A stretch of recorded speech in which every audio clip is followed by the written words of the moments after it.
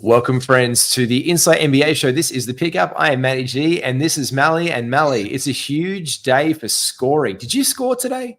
I'd like to say I did, but that would be a goddamn lie. So no. But yeah, I I don't think know. Basketball-wise, did you get some runs on the board? Let's talk about Oh that. yeah, of course. But of course, we're talking about basketball. Yeah, look, I had Embiid, so that was a big day for me, mate. Yeah, real good. Conspiracy theory of the day: have they Mhm. made the rings larger on the hoops? What do we reckon? 100%. If there was just I'm going buckets, in. there were buckets galore. We're going to go over all those big performances today, guys who you can stream for the next couple of days, and a whole bunch of hot dudes and cold guys and people you want to act on now. Coming up after this.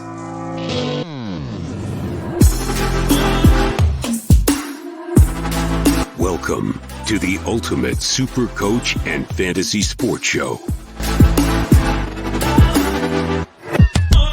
You are now listening to the Insight Fantasy Sports Podcast. Sometimes weird stuff happens when we record, like my wife sneaking in and just taking away a kitchen chair from the table right beside me. And some days it's just normal. And then some days Carl Anthony Towns decides just to text Joel Embiid and be just a casual message like big dog eating, putting up absolutely like the man was a beast today. Big boys.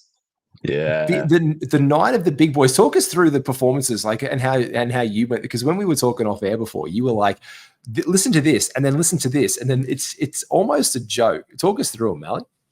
Yeah, and we started even talking and looking to see if we could find any information on the most 30-point games scored, 30-point players within the span of one NBA day. We couldn't find anything. We'll keep searching because there's got to be something out there, statistics on everything. But I said it was a day of one-upmanship. So we have DeJounte Murray scoring 35 points without Trae Young, and that's an impressive feat. That could have been the player of the day in its own right.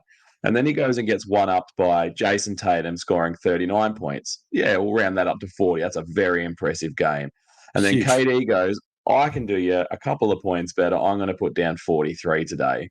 And if that would have made news on any other day. And then Kat goes and says 43, that's for kids. I'm going to put down 62 points, nearly 20 points more than you. And then Embiid says, I don't want to talk to anybody unless they're putting down 70. And he just flushed them down. And, but it doesn't mean anything. It doesn't mean anything if you don't win at all, Malley. That's it. Yeah. So forget DeJounte, forget Tatum, forget KD, forget Kat. The only one we want to talk about is Joel. Jaren Jackson Jr., career high 6 steals versus the Raptors. Scotty Barnes, a couple of assists off a triple-double. You go down the performances, they were absolutely huge. And look, this was a massive win, can I just say? A big shout-out, as you said, to KD. 43 points for him. Now, let's be honest, it was a little bit of possibly it's really weird when we talk about our superstars, Malley, but it has been kind of a bit of a buy low opportunity on Kevin Durant in the last couple of weeks. But like we say, points are the sexy girl you want to take to the dance. And when you put 43 up against KD's name, this is exactly, I guess this is on the back of the comment the other day that he wants to be in the GOAT conversation. My question to you is, do you actually think he is entitled to be in the same breaths as the Mount Rushmore of NBA players? I really like the guy. I like the guy on and off the court, but no, I think that might be just a bit of a shot in the dark for old KD. I don't think he's ever going to get close to that.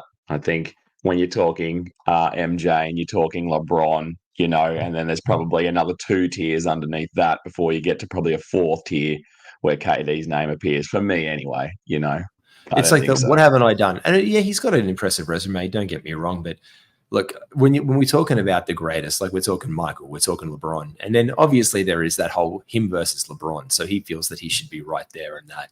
But then we're talking about Bill Russell, Wilt Chamberlain, Magic Johnson, Larry Bird. Like there are guys that have come before him that are better than him, like Shaquille O'Neal, like legends of the game.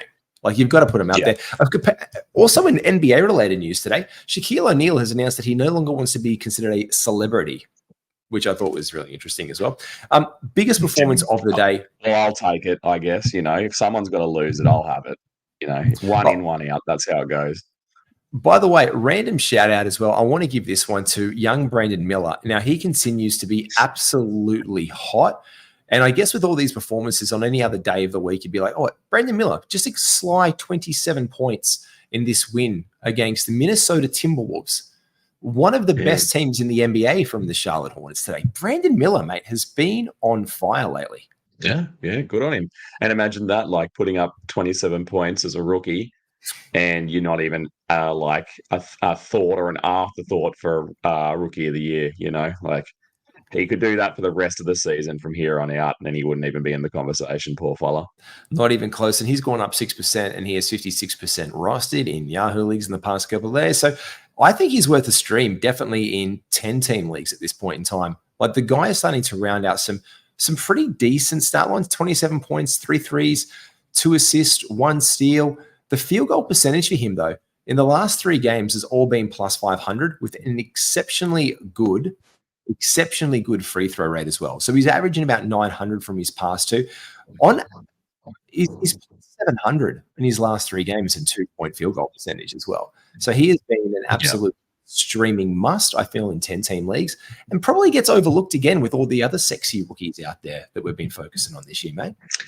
Yeah, and that 500 is not going to last, but like if he can do that other stuff, if he can get those, those other counting stats, and the nights where he doesn't shoot over 500, which are going to happen more often than not, at least he's still worth having on your roster and putting in for the game. So yeah, like good to give him. I know you wore your hat, so you got to give a shout out to some sort of Hornet. It's only because I wore this shirt to work today. I wanted to be a little bit slouchy, and then I was watching the game on the background. I was like, oh, they might do this.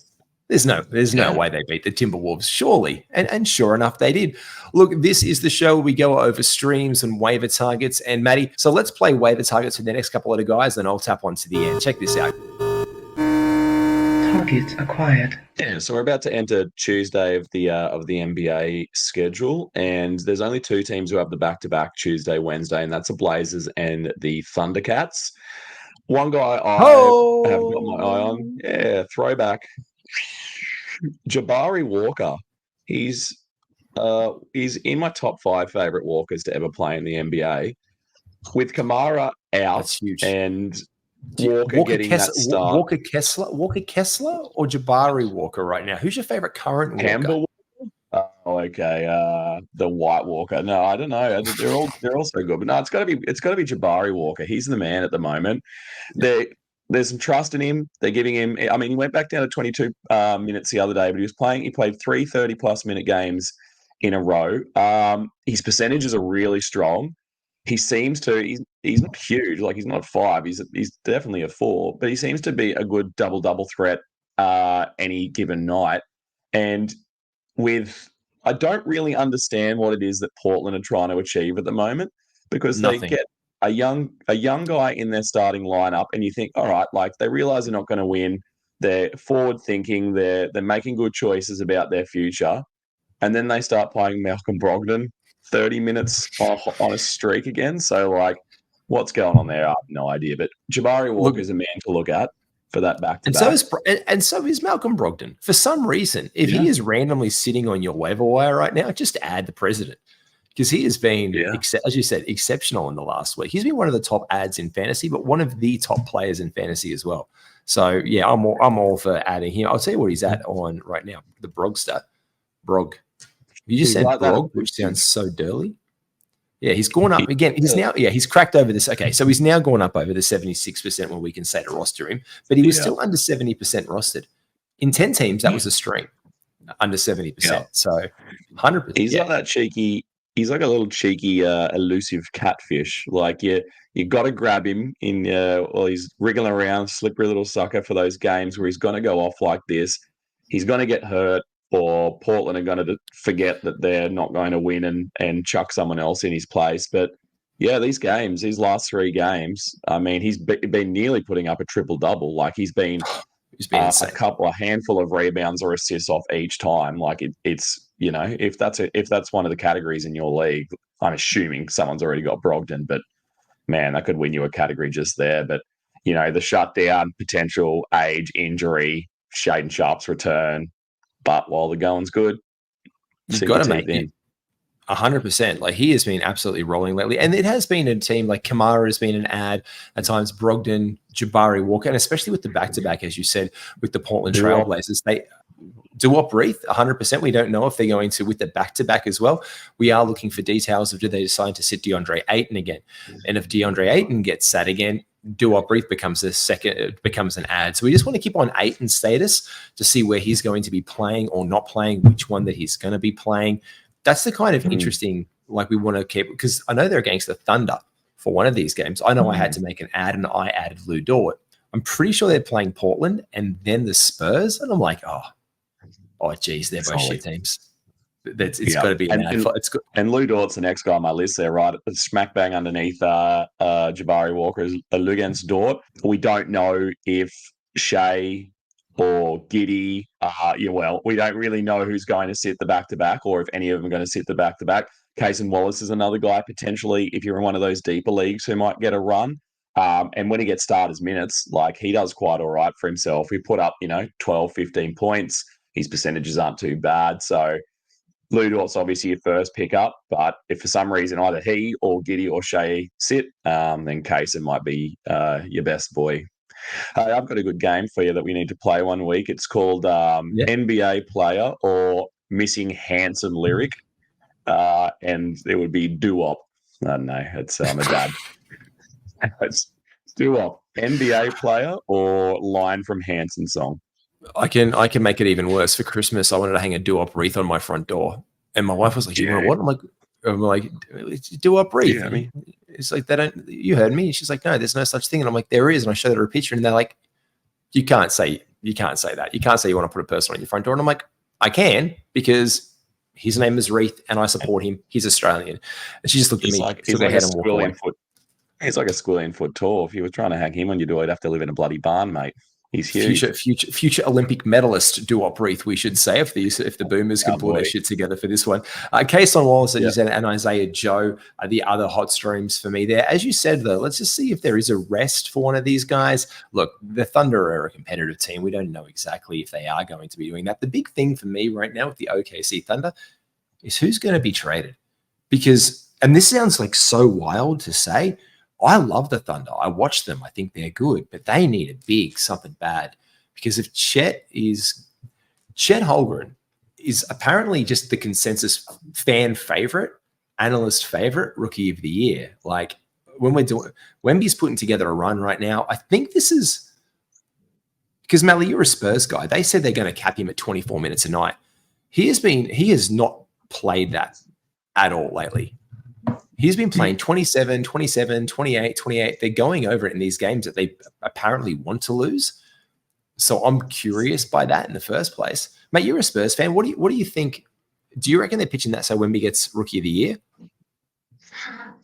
Yeah, well, he looks like he's going to play, because I'm assuming the Rookie of the Year is like the other awards, and you've got to put down 65 games to be counted. I think he's probably trying to put a bit of space between him and Chet. And with the injury a little bit further behind him now, 28 minutes isn't egregious. And I'm sure the viewership today with MB putting down that 70, and it wasn't even like, while we're mentioning Wemby, the game was relatively close throughout. And Wemby still put up 33 points himself. So it wasn't like an absolute shellacking by Embiid. It was just pounding him every time. Like, Wemby was going back and getting his own, which was great. I mean, that's probably Wemby playing as hard as he did is probably the reason why Embiid got to stay out there and get to his 70, So I don't know, maybe you can share a little bit of his fame, and for maybe some hot tips for a future big man of the league. Some tutelage for the young, some tutorship for the young bugs. So, look, we don't know what's going to happen with these guys, but look, they are a competitive side, but they do need more size. I do just see them I see them needing another big in Charlotte, a good backup or a good option where they can help have some rim protection there. I think that Clippers game was a big moment for the OKC Thunder. They're like, okay, we're close. Because for me, the Clippers are one of the best teams in the league. Like, their depth from 1 through 9 or 1 through 10 is exceptional. Like, you look at that squad through, they're like, oh, geez. And then you look down, who are they led by? Well, Kawhi Leonard, Paul George, James Harden. So this is where OKC's growing up experience has to happen. And I think they're going to get less of a hurt on them, especially when these rounds can go 7 games in the playoffs, especially when it's that. They need to trade for a big. I don't know who that is yet. I don't know who's going to present. Like maybe Nick Richards or Mark Williams from Charlotte. They're going nowhere quick. Maybe one of Wendell Carter Jr. or Gogo Badadze or one of the big plethora of logjam centers that are over in, like this is just what I'm seeing. Like the Magic could send out and get back. I think there's a push there to be made from the Thunder right now. And that's where I see that happening for me. So that's where I see like the pickups for that one. We've hit our waiver wire pickups with that one and our preview on this one. I love that we did the sound drop and we did the waiver wire pickups. That was so easy. Let's talk injuries. Not so much a broken leg, but a bung thumb is one Kyrie Irving. Now he suffered a sprained right thumb during Monday's game against the Celtics. And then he was taken away. So the interesting news here is that he will be coming back and is not expected to miss any time. But we do, being Kyrie, treat that with just a little bit more sensitivity to the information than we usually would, because it's Kyrie. We just never want to say that it's, he's back indeed.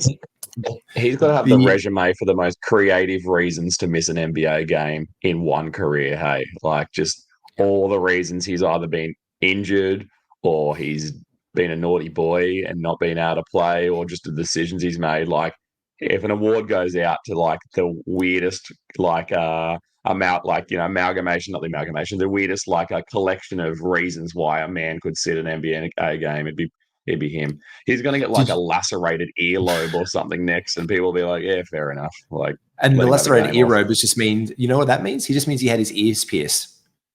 It's too fresh. I didn't want to get sweat in my. I'm lacerated. There's a hole in my ear. Ear hole.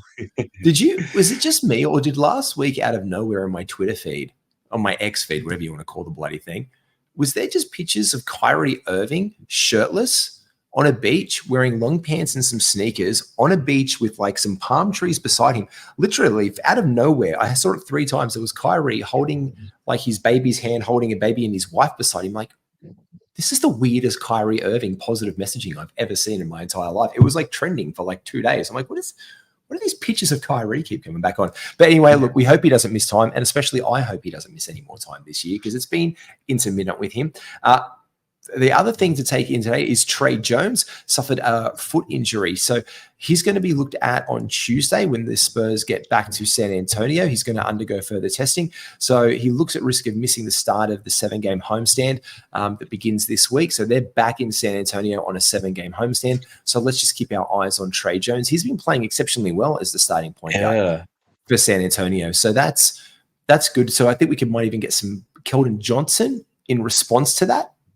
Yeah, he's been putting up some double-figure assist games now, and I think the other thing that's upsetting about the fact that obviously the owners of Trey are going to have some issues, getting their assists up this round, or maybe for a couple of rounds, depending on how severe the injury is.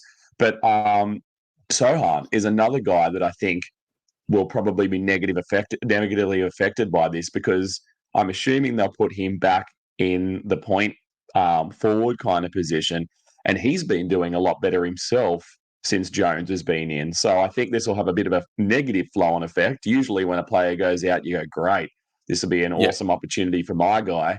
And I think, in fact, it's probably the opposite here, where Sohan takes a bump negatively with Jones out again. Because we've seen when the impetus is on him to initiate the offense from San Antonio, it just was not successful.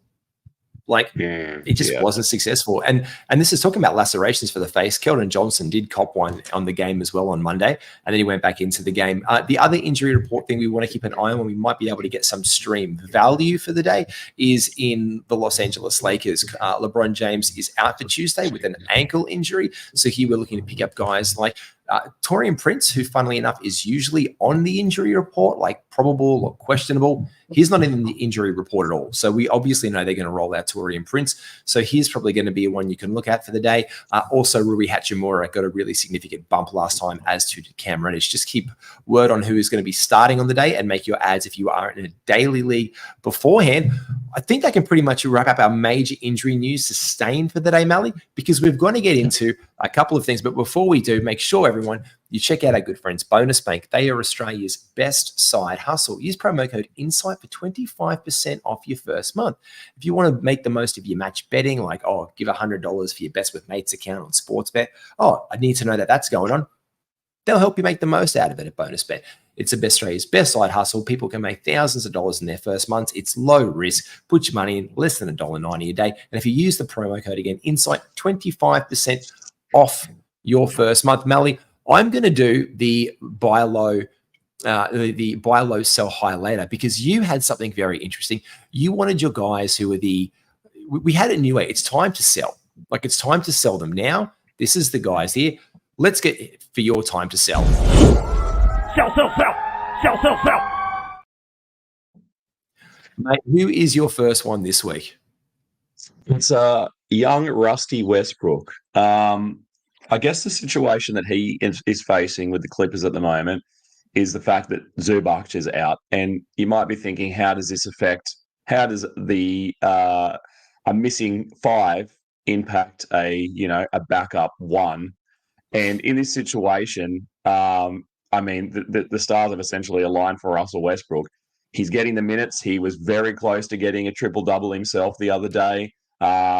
He seems to be the biggest beneficiary from Ivica Zubac. Zubac? Man, I suck. I need some Zubac. Yeah. Like the true Italian that Zubac is.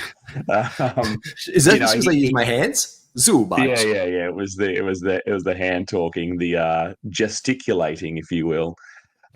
He's enjoy.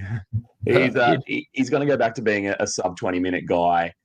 I think he's one of those guys that his name kind of speaks for himself. Depending on the competitiveness of your league, there's always Russell Westbrook buzz. You can see that by the percentage of leagues that still have held him through the lean times of late, especially with him coming, meager as they come.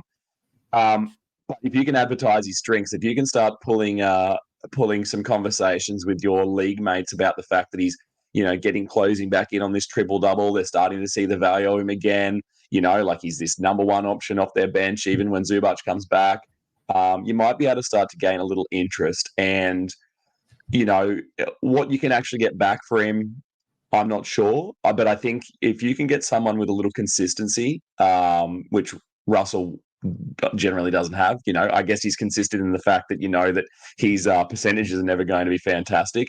But I'll be looking, if you've got Russell, it's probably a time to try and move on from him now. And I guess I would say you've held him that long. I would say another week though, man. I'd say another week or even a couple more games, because Zubac is out another 3 weeks. So if you are going to capitalize on that point, just show the sustained, as you said, the excellence in the minutes there. That's what you want to do. You want to develop a pattern in your trading with the people you're trading with and be like, this is how you get value back, to be like, look, he's been doing it. So you got to look at the last few games where he's been 23-9-6, 11-2-4, 12-8-13, 12-2-2.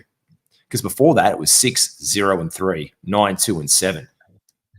Okay, cool. So you got to look at the last 5. So when there's going to be a sustained injury, like Malley said, and you're going to get this run, get this a 5-game sample size, a 6-game sample size, and sell it then, because then you're going to look back at the previous 1, 2, 3, 4, 5, 6, and they're pretty crap.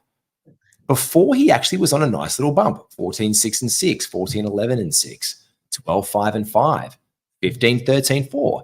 You could probably advertise that, be like, he was just down a little bit in those games and had low minutes, but look at him back there. And then you start to see more pattern. And I think you're spot on. You'll probably be able to make him, probably be able to get a good move on this one. But Malley, one of the other guys in this NBA, has been on lists up and down of hot and cold guys all season long.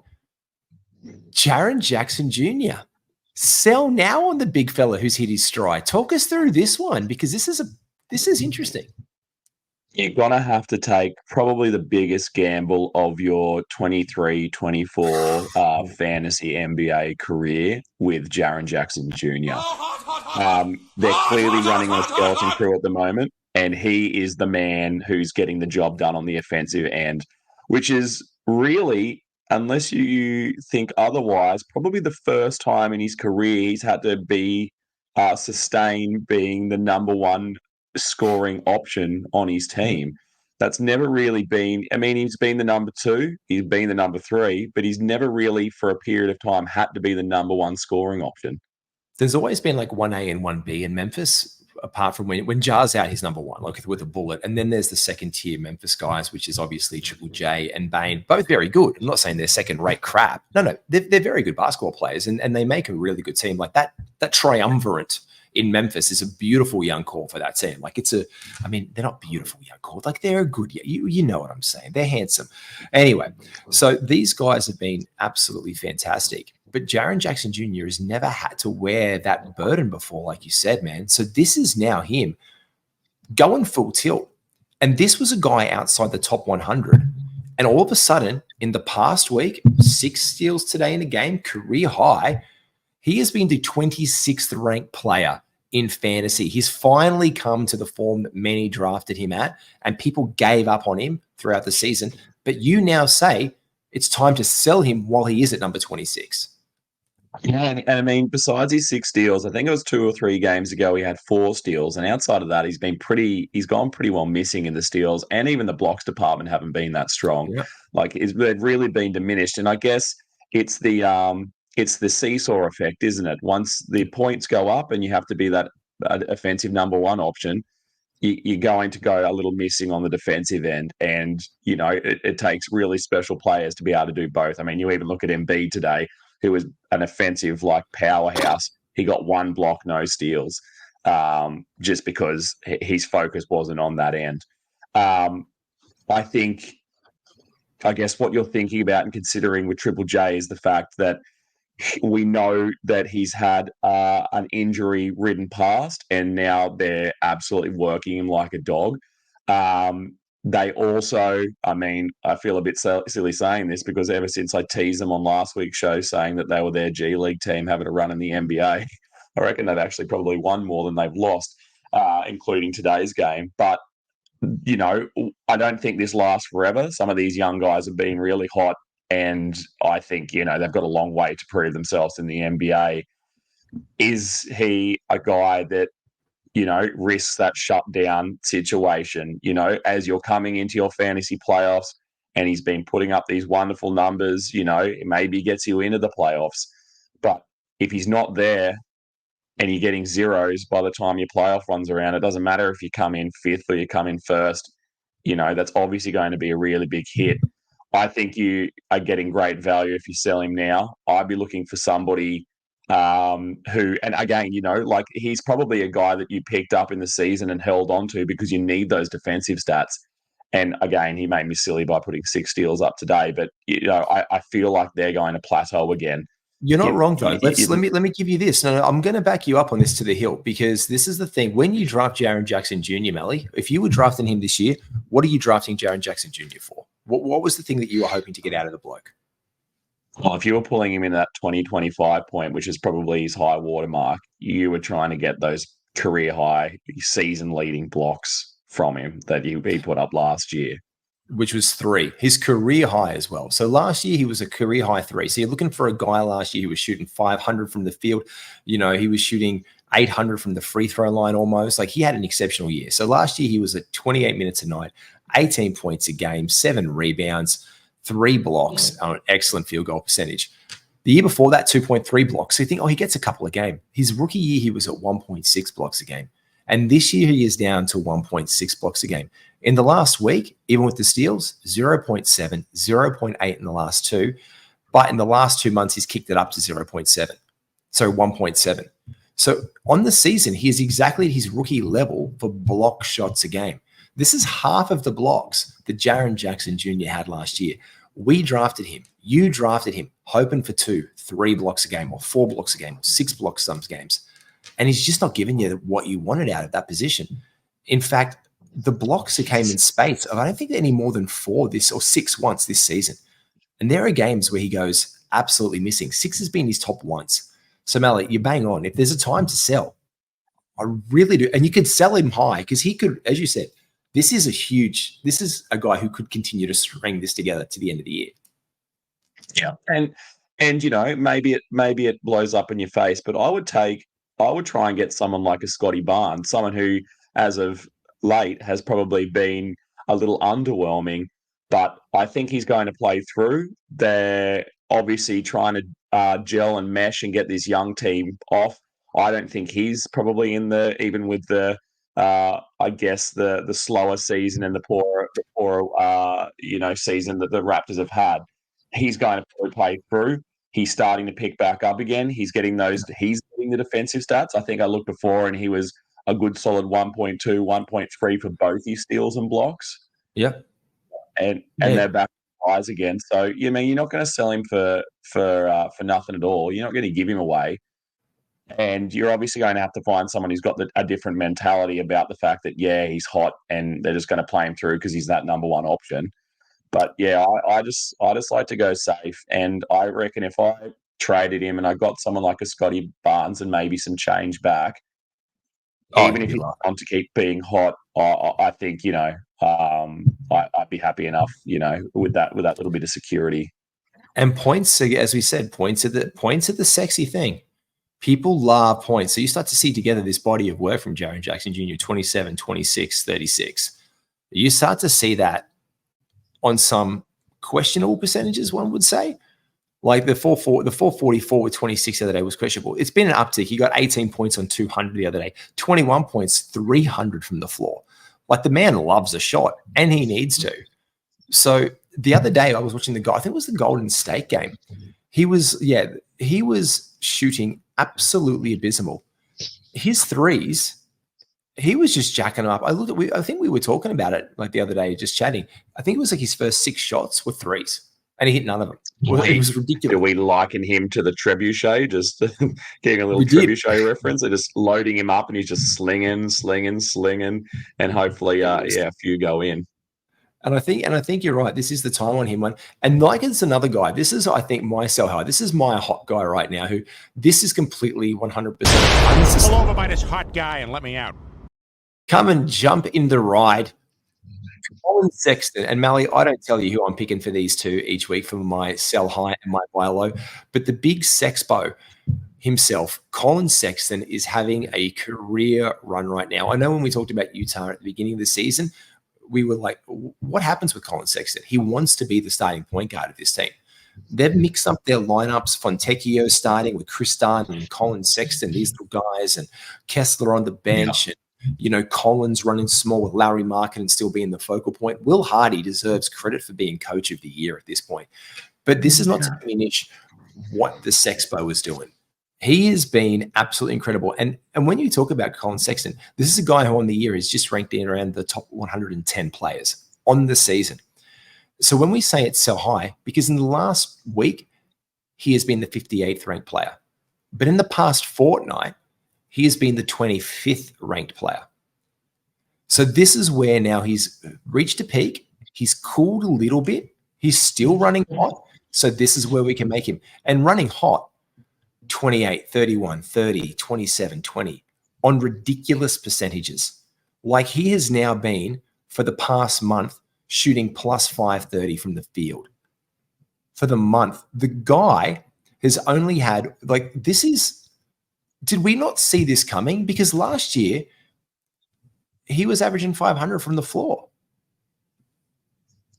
Yeah, and I think back at it, and I'm like, did we all underrate Colin Sexton a little bit? Maybe, because this is him shining. Maybe, you think? I think they just tried to make him a point guard, which he isn't. They wanted him to be someone who could move the ball around. That's not who he is. He's a guy that you got to give the ball and say, can you please score some points? But yeah, I think you're right. What he's doing at the moment is probably a little unsustainable. And obviously, they're playing to win at the moment, So if it's not his night, they're just going to sit him. And you don't want to be there when the cold streak comes. So I think you're right. this is definitely a hot guy for for the current climate. And I think if you can get some some value back from him, it's been long enough since people had probably put behind them the fact that he was, a few weeks into the season, a guy you could pick up off the waiver wire. 100%. Like, to look back on that now and go, hey, I picked this guy up off the waivers. Like, it seems unreal that it's unreal. Just like Jalen Johnson when he was dropped. Oh, he's a waiver wire guy. But Colin Sexton is almost averaging 30 points a game, 29.5. He's on 3 threes, 2 rebounds, 6 assists, 1.5 steals a game. These are sexy stats, and these are ones that you want to be able to sell to people while the going is very, very good. But now it's time to look at the guys who are cold, like these guys. And there's no one guy. It's the guys. It's singular guys. Malley, guess who I think isn't doing well right now? And I know he's going to improve because he did this exact same bullshit to start the season and he's in a bit of a slump. Hello, Chris Middleton. Oh, man. How's this? this? Doesn't look like Chris Middleton. This is for the last week. He looks angry. He looks not happy that you're going to put that photo up of him. I'm not the person who took the photo and then put that on the internet. I'm just. He looks like Jaren. Put that picture back up for a second. Looks like Jaren Carter, don't you reckon? Oh, Javon Carter. He does look like Javon Carter. Javon, yeah. Javon. What's going on there? Yeah. No, anyway. it's definitely Chris Middleton. I'm just going to say it's definitely Chris Middleton and try and convince you that it is as many times as I can. Really is that what this segment was? You tell me that someone is someone like, and I have to figure out. It's like, yeah, doing the Charles. Mate, if you haven't done this before, make sure you like and subscribe and give us a review and 5 stars on all of our content. Go back and check out the episode the other day when we did with Alex Reclean, and it was the live heat check show that I was with Skiddy. And at the end of that episode, we were talking about great beards of the NBA. And we were talking about 2 guys in particular. And we were like, who's this? And he was like, Jacques Vaughn has the best beard in the NBA. And I was like, he absolutely does. Yeah. The perfect symmetrical gray streaks on this one. Yeah. And then I was like, and we're painted on. Well, mate, we were talking about how he's like, and I was like, I was watching the Nets game, and I swear to God, I looked at this, and there's Harden, and that's him older. It's like Jacques Vaughn. Jacques Vaughn is the old James Harden. Every time I see James Harden, though, I can't unsee those pictures in my own mind of him back in OKC, where he just had the busted teeth and the terrible mouth. But if you look at what's his name? What's the coach? Jacques Vaughn. Yeah, Jacques Vaughn. I think there's a good set of teeth, lips. He's got everything going on under there. He's not trying to hide anything. He's a beautiful man. He knows that he's beautiful without a beard, and that makes him sexier with a beard. It's true. Jacques Vaughn is probably the handsomest coach of the NBA. That's just luscious. We'll rank there. Let's do an episode where we rank the hotness of coaches. Coaches in the NBA. Look, Chris Middleton. Can't be Chris Middleton. He looks like, do it before I say silly things. I don't want to say things, but Chris Middleton is an absolute. I think he is our buy low guy because of how cold he has been. In the past week, he has been 120th ranked in fantasy basketball, 15 points a game. He has been inefficient from the floor, but still highly efficient from the free throw line as he does. Look, less than 2 assists a game, 3 rebounds, 1.7. This is down from over the past month where he's been scoring 17 points, 3 rebounds, 6 assists a game. The steals have been there. They've been constant for this season, and we like that from Chris Middleton. But this is the time now where he is a bit of the shine that we all love. Like, oh, Chris is back. The minutes are gone. He can play back-to-backs. He can play 48 bloody minutes a night of basketball if he has to. Well, he's come crashing back down to earth a little bit. On the season, he's ranked at about 100th, 107th on the season. In the past month, he's been 73rd. But last week, he was 126. So this is where you strike while the iron is hot. You can get Chris Middleton for a cheaper price, Malley, and I think this is the time you want him because this is a guy when the Bucks are chasing some end-of-year success and good positioning in the Eastern Conference for the playoff run because they're not going to tank their chances in their positioning because they came undone by that in years past. I reckon he's going to improve and show his stuff. So Chris Middleton for me is a buy now. Like it seems that he and Dame can't have a big night on the same night. It almost seems like Giannis does Giannis things every night unless Every he's night. injured, and then yeah, it's either Chris Middleton who put up a 22, 25 point game and good percentages and he's even had a couple of blocks in there too. You know, he's Yeah. had some multiple block games over the last couple of weeks, even when the scoring hasn't come. And then Dame kind of goes quiet, and then Dame, gets red hot and does Dame things where he's popping in, buzzer beating shots from the logo like he's known to do, and Chris Middleton just kind of goes missing. But yeah, I think this is the lowest point that you're going to see of Chris Middleton for this season, outside of his injury-ridden start of the season. But yeah, I think that you'd be remiss not to consider him a guy you want to pick up. Why are you doing little flashes of heart? Jesus, I love that, man. I know you do. I know you have. Apparently, the rumor is you have every James Harden jersey known to mankind. Is that right? The rumor is true. You have every James Harden jersey. Yeah, I actually got one right next to me now. I've got his MVP jersey, but I'm too fat. Hold it up. Now, so it's just, Hold it up. You literally you have it right beside you. Yeah, where is it? I keep it here in my drawer. Oh, Jesus. You keep it in my drawer. Look at this beauty. Oh, that was a good night. Those MVP jerseys were actually really nice additions. Yeah, it's beautiful. No. Yeah, got all the little bedazzlements, black on black, man. Looks sick. Too fat. Yeah, go to the gymnasium. Yeah, that's my plan. Put some sleeves on yourself and clean your act up a little bit. Why don't you? Hey, time to buy, guys. You've got two to finish up out. You've got two guys to finish up the show. It's time to buy, and Mally's going to tell us why. Buy more. Sound fair enough? I'm going to surprise you by putting up one of the pictures of the guys that you told me about and just see which one you talk about first. Do I start talking and then you put it up? All right, yeah, I'm going to go with Chet Holmgren. He's there he is, a 50-50 chance, and we got it. He looks like an Amish guy who went on Rumspringer and then he decided he'd join the NBA and never go back to the Amish lifestyle. But there he is. You see his mum and dad sitting courtside the other day. His dad looked like a ex-guitar tutor. His dad always has that video. He used to have a camcorder, like an old 80s style video thing to take footage of Chet as well.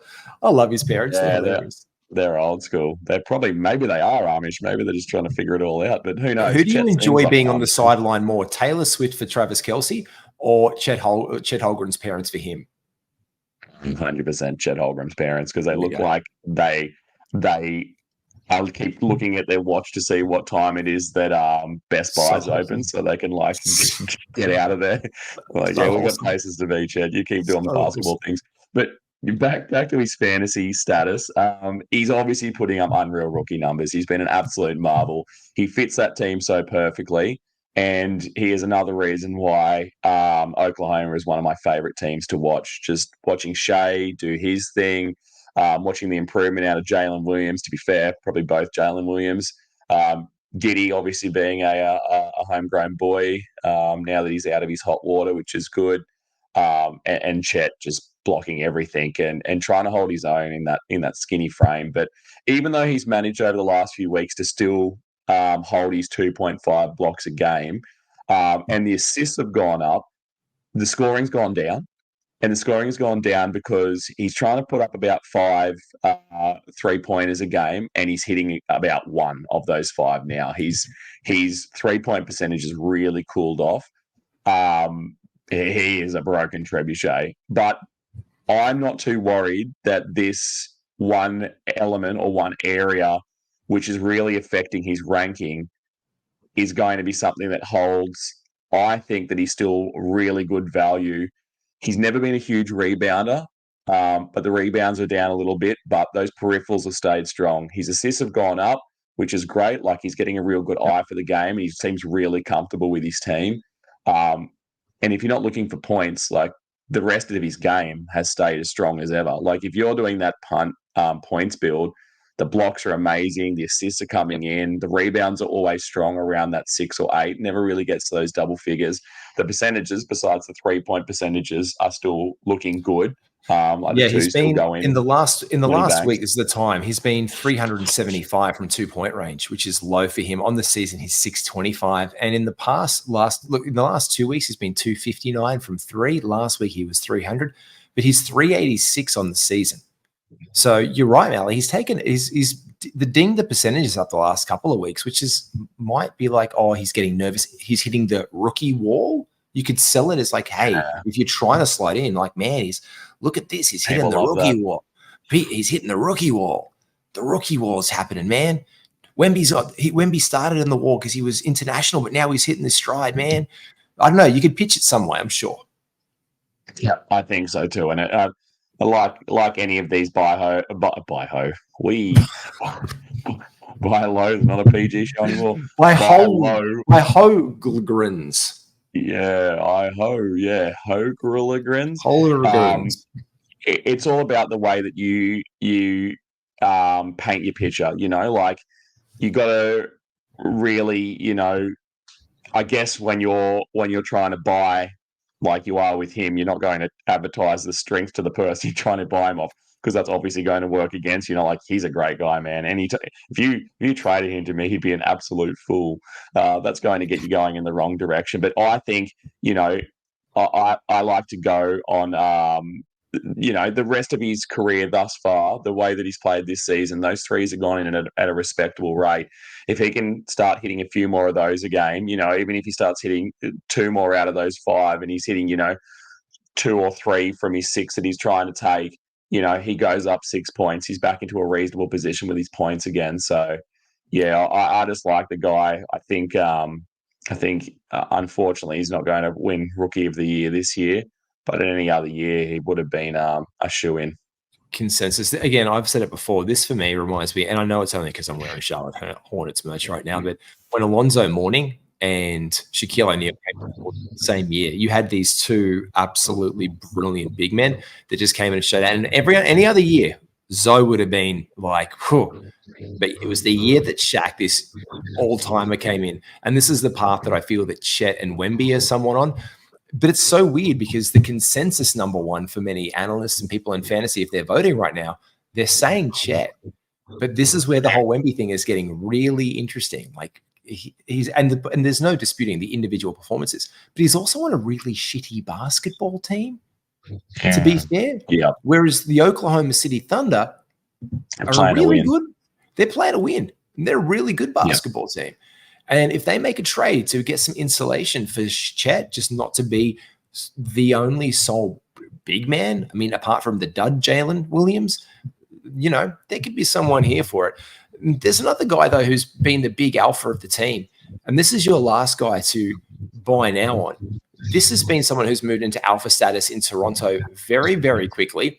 I do not know how, for the love of God, you are going to pull off a trade for this bloke, unless it's for Triple J, who you flirted with the idea of early. But Scotty Barnes has been a weapon this year. But you think now is the time to buy because he's going to get better or worse? What's going on with Barnesy? Why are we selling? I think it's a nice well, we're hopefully buying him. Hopefully you're not selling him. You could try and sell him. Why am I going to sell him? Why am I going to sell him if I own him to you? You're selling him to me and I'm buying him off you. I think it's a nice segue. Sell me this Barnesy. Instead of a pen, sell me this Barnesy. If you're Chet and you lose out this season to Wembanyama for the rookie race, and no hate on Scotty Barnes because I think he's really picked things up this year. He had that top 20 run for a good long time part of his season. But I don't. If you look at the numbers that he had to win Rookie of the Year, you'd feel kind of cheated if you were Chet, wouldn't you? It'd be a little upsetting. But anyway, there's my segue into Scotty Barnes. Look, I've got here, it's time to buy Scotty Barnes stocks. He really struggled around the time QI and RJ came over to Toronto. He seemed to get pushed out of being a scoring option. His rebounding went down. His assists went down. Obviously, RJ has been really hot of late, and he's been doing a lot of scoring. Quickly has been able to, control the ball. He's bringing it up. He's moving it around. He's really taken that point guard position, and still having Schroeder as your backup point guard, he still has to get his. But now Siakam's obviously moved to Indiana. Like, there's been some big changes going on around Scotty Barnes. They've pulled absolutely no punches, saying that he's our man. As you said, he's the alpha. He's the centerpiece of our team. And anyone who's being brought in or sent away, it's solely because of Scotty Barnes doing or our doing for Scotty Barnes' benefit. I don't think he's getting back to that, 20 top 20 that he flirted with for a period of time, but he's got top 40 upside. And there's been parts this season of late, until he started picking back up again recently, where he was getting closer to, that 80 mark, 85. The counting stats are coming back, as I said before, when I tried to convince you that Triple J might be a person that you could swap out for him. The assists are coming back. His percentages are always a little bit iffy, especially from the line. But the steals and blocks, as I said before, coming back into that 1.2, 1.3 kind of range for both of those stats, which is very hard to get. You can get block guys, you can get steal guys, but it's a rare thing to get someone who can get 1+ in each of those categories. I think things are only going to improve for Scotty. I think it's one of those, if you're looking to buy, don't wait. I don't think he's going to plateau again anytime soon. So, yeah, it just depends what the owner, with all this like trepidation, all these ups and downs that have kind of gone on around Scotty Barnes at the moment, maybe they're just done with it. I think Pirtle being out of the lineup as well, and that consistency of a big in there to that insulation as an interior defender has put some emphasis on him as well to probably defend the rim a little bit more as well. So he's been, he's having to work really, really hard in Toronto. And as you said, it's acclimating with brand new teammates. And look, they've slotted in really nicely. Like, let's be honest, you've had Gary Trent pop into your starting lineup occasionally lately as well. And we all know that bloke loves a shot. But Quickers and RJ Barrett have settled in kind of really nicely. Bruce Brown is doing a nice job there right now in Toronto. So Scotty is still the number one dog. There's still some movement to be had. They may not be done yet. So here's a name, man. Here's the other name that's going around quite a lot that everyone wants Bruce Brown and that he's highly obtainable. He's a winner. Look, Pirtle. There you go. Pirtle's another guy that I could see being moved to OKC. If Pirtle was Chris Brown, just like Chris Brown instead of Bruce Brown. Yeah, he could probably go there as well. No, I'm pretty sure. Whoever it was, one of the Brown guys, like Bruce Brown or Chris Brown, the Brown brothers. Riesling. The Riesling boys are going to somewhere on the off season, but no, I think you're right. And Barnesy has been absolutely huge. And it's been an absolutely massive one. And I'd like to thank you as well, as always, and thank our sponsors, the Standard Squeeze. I know you haven't got any of your promo gear on you tonight. Pick your act up a little bit, Malley. And if you want more stuff, especially shirts without any sleeves, you can get them from the Standard Squeeze, as well as your foreign ones, your campers, your travelers, and your nip one. The traditional, the original, the OG Standard Squeeze bottle has your liquor on the top, and whatever beverage you have makes a perfect nip each and every single time. Use promo code INSIGHT15 to get yours. And to finish it off, I have a question for you. A bit of NBA trivia.